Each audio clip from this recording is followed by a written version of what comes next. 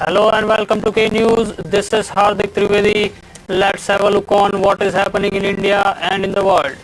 About 40 students and staff of primary school in China were injured when a security guard attacked them with a knife. Official media reported on Thursday the latest such incident of mass attack by disgruntled people in the country. The incident happened at a school in southern Guangxi province, state-run China Daily said in a brief report. 3 of the injured are in serious condition reported. The man has been detained by the police and the injured have been sent to the hospitals. The incident happened on Thursday at 8:30 am at Wangfu Town Central Primary School in Wuzhou City, Guangxi Zhuang Autonomous Region. A press release on the incident released by the Wangfu Town government said the alleged attacker was a school security guard, 50-year-old Li Zhaomin. Hong Kong-based South China Morning Post reported. The press release said around 40 people were hurt, including 3 severely injured, the school's principal, another security guard and a student.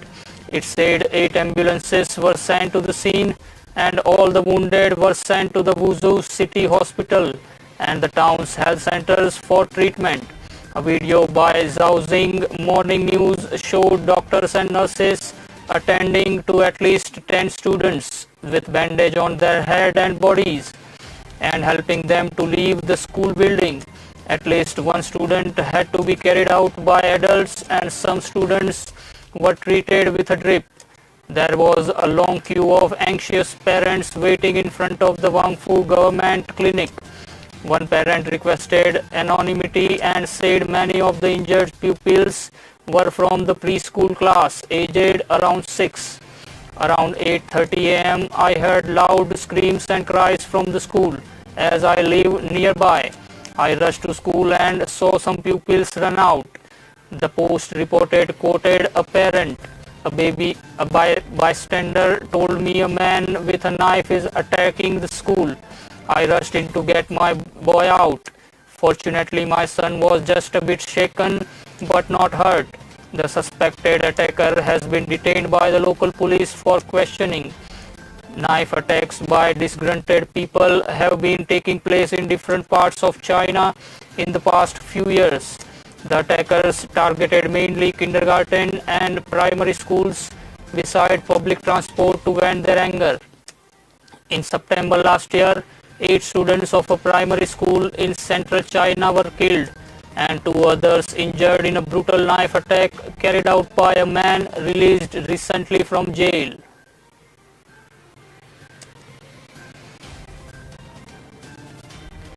Clocking himself in religion for the second day in a row, President Donald Trump sought to seize the moral authority to justify his hard line against demonstrators protesting the killing of another black man in police custody and at the same time mobilize his religious conservative base.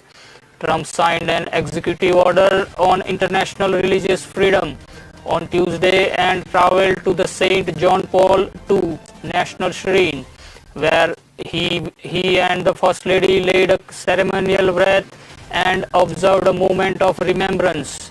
A day earlier, he had held up a Bible and posed for photos in front of a historic church across from the White House that had suffered fire damage from protesters. He strode through Lafayette Park to the church after authorities forcefully broke up peaceful protests there.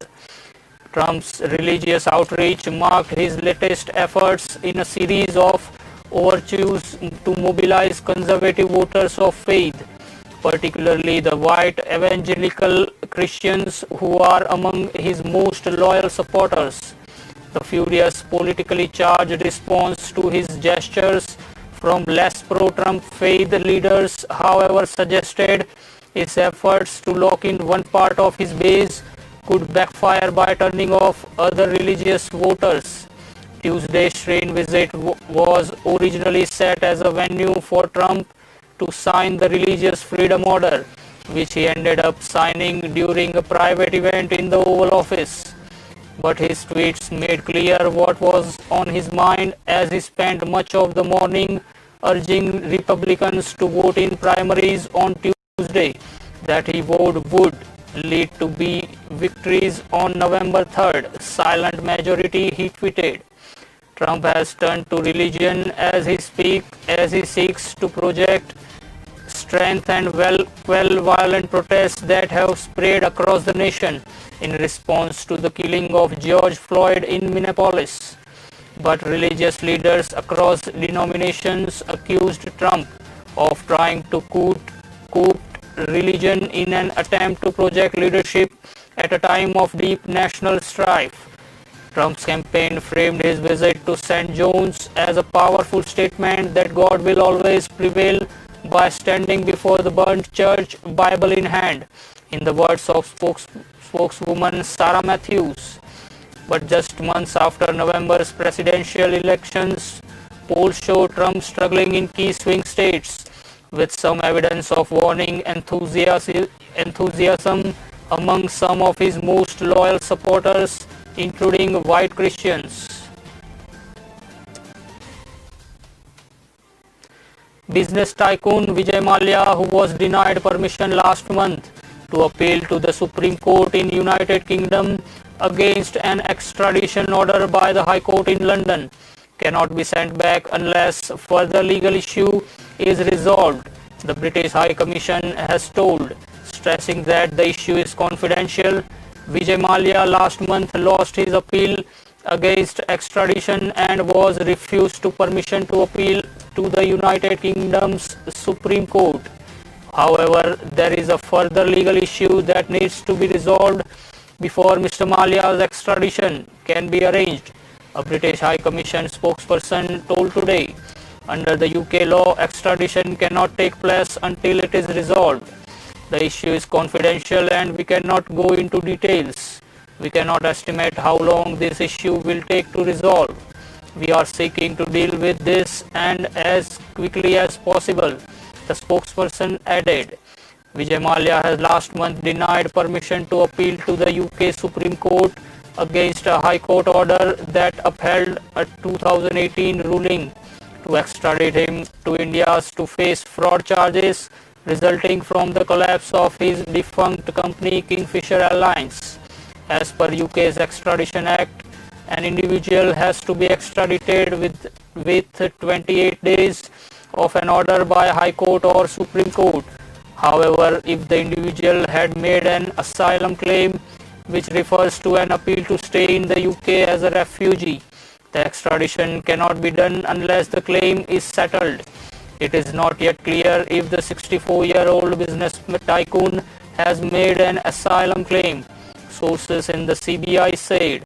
Anand Dubey, Vijay Mallya's lawyer in UK, when asked about the refuse to comment. India wants to bring back him whose interests have ranged from aviation to liquor. Over rupees 9,000 crore in loans Kingfisher took out from banks, which the authorities argue he had no intention of repaying. Vijay Mallya denies the charges against him and is currently on bail. He was repeatedly said that Indian banks can take back 100% of the principal amount owed to them. His extradition would be a huge win for Prime Minister Narendra Modi, who has faced pressure from political opponents to bring to justice several people who have fled India in recent years to escape prosecution, many for loan defaults. Two Congress lawmakers in Gujarat have resigned ahead of the June 19 Rajya Sabha polls for 4 seats from the state. Congress MLA Akshay Patel and Jitu Chaudhary met Gujarat Assembly Speaker Rajendra Trivedi on Wednesday and handed over their resignations. Trivedi told the reporters on Thursday that he has accepted their resignations. He said that MLAs have resigned voluntarily. Patel represents Karjan seat of Vadodara, while Chaudhary had won from Kapadra seat of Valsad. Earlier on Wednesday, 3 Congress MLAs had met Chief Minister Vijay Rupani and Deputy Chief Minister Nitin Patel, triggering speculations of defection. Kirit Patel, Lalit Vasoya and Lalit Kathagra. These lawmakers, however, refuted the rumors and claimed that they went to make a representation about various issues related to coronavirus and lockdown. The Rajya Sabha election for 4 seats in Gujarat has been scheduled on June 19. It was supposed to be held on March 26. However, it was eventually postponed for an indefinite period in the wake of coronavirus pandemic and subsequent imposition of nationwide lockdown. While the Congress has fielded 2 candidates, BJP has fielded 3, making it difficult for the Congress to win the second seat. In March, 5 Congress legislators had tendered their resignations days after the elections were announced. This had further reduced the Congress' chances of retaining both the seats. In the 182-member assembly, BJP has 103 MLAs and the opposition Congress has 68. A draconian but porous lockdown to slow the spread of coronavirus ended up flattening the wrong curve and left the country with the worst of both worlds. Industrialist Rajiv Bajaj has said in a video interaction with Congress leader Rahul Gandhi, "We tried to implement a hard lockdown which was still porous. So I think we have ended up with the worst of both worlds. On one hand, a porous lockdown makes sure that the virus will still exist, and as you said, it is still waiting to hit you when you will unlock. So you have not solved the problem," Mr. Bajaj, managing director of Bajaj Auto, said in the online chat aired this morning. "But you have definitely decimated the economy. You flattened the wrong curve. It is not the infection curve, it is the GDP curve."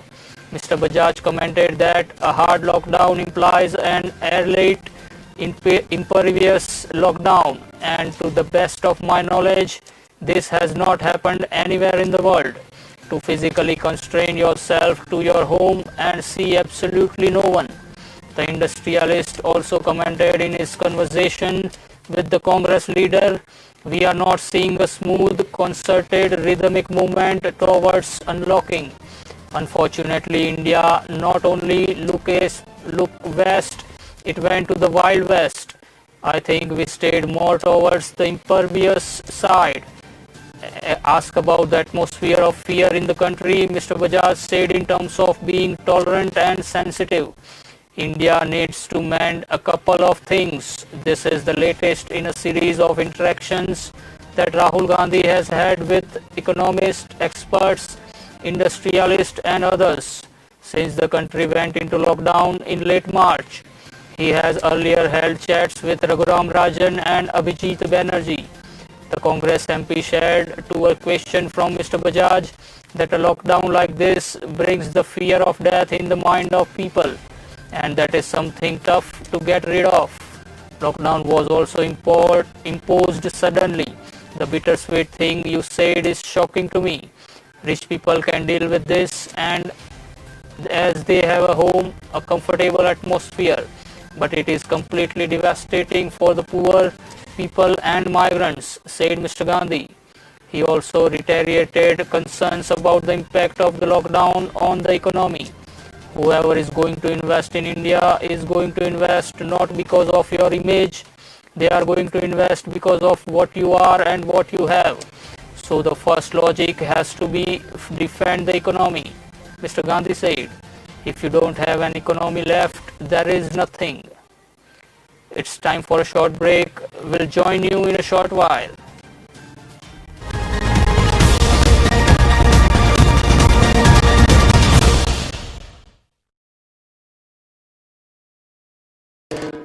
వేసవి అవుతుంది fun with the cooler number one. ఇక చేసుకో more fun ఉంటే cooler number one. ఇక don't run from the sun ఉంటే Kenstar number one.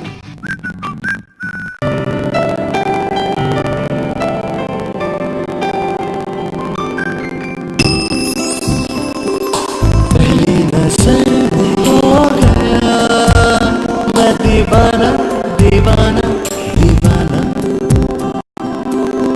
इतना सुंदर जैसे कोई सपना सुहाना दीवाना दीवाना कचारिया टाइल्स, जो देखे वो दीवाना।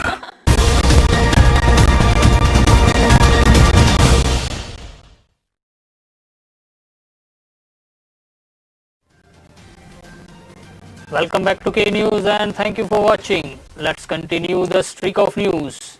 Buoyed by the success of trial landings of the Tejas and fighter on board the Navy aircraft carrier INS Vikramaditya, the Aeronautical Development Agency has given the go-ahead for the development of a twin-engine made in India fighter jet. The governing body of ADA, the principal designer of the Tejas fighter, now in squadron service with the Indian Air Force, has discussed the indigenous development of the new fighter in a meeting chaired by Defence Minister Rajnath Singh and attended by the Navy and Air Force chiefs on 22nd May. Following this meeting, the operational requirements for the new fighter were issued by the integrated headquarters of the Ministry of Defence. Development of the new fighter jet comes at a time when the government announced a series of structural reforms in the defence sector under the Atmanirbhar or self-reliance goal, which is meant to result in India's dramatically cutting down on its defence imports. The prototype of the new fighter jet, designed to operate from the deck of India's two aircraft carriers, INS Vikramaditya and soon to be inducted in INS Vikrant, is meant to fly within 6 years, with induction of the fighter within a decade. The Tejas program culminated with a series of arrested landings and takeoffs from INS Vikramaditya of the Goa coast, where two prototypes of the jet were able to successfully land on the carrier in January. Domestic stock markets gave up initial gains to end lower on Thursday amid a sell-off in financial stocks following a rally that continued for 6 straight days, pushing the S&P BSE Sensex index more than 11% higher. The Sensex fell 598 points from an intraday high of 34,310, registered in morning to hit 33,711 on the downside in afternoon. The broader NSE Nifty 50 benchmark briefly slid below the 10,000 mark, hitting 9,944 at the weakest level of the day, having risen to as high as 10,123 earlier. Sharp losses in banking and financial services shares outweighed gains in IT, pharma and metal counters. The Sensex ended 128 points or 0.38% lower at 33,980 and the Nifty settled at 10,029, down 32.45 points or 0.32% from its previous close. HDFC Twins and Kotak Mahindra Bank were top drags on the Sensex. In the past 6 sessions, the Sensex had risen 11.44% or 3,500 points. Having seen such a breathtaking move in the past few sessions, the market is essentially pausing to catch its breath, said Ajay Bodke, CEO and Chief Portfolio Manager at Prabhudas Lilladher. The market always looks 6 to 12 months down the line.